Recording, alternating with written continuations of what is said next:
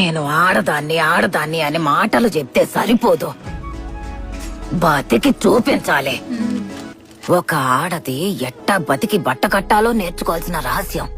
రోజు సంపాదించిన దుడ్డు ఖర్చులకు పోను 5-10 అని రొంచెమైనా జమ చేసి పెట్టినావంటే ఒక రోజు ఊహించని విధంగా ఏదో ఒకటి జరిగి ఉత్తి చేతులతో నిల్చోవలసి వచ్చినప్పుడు అన్ని రోజులు కష్టపడి ఒక్కో పైసా కూడబెట్టుకున్నదంతా ఎవ్వరి సహాయం కోసం ఎదురు చూడకుండా మనకు ఉపయోగపడతాది.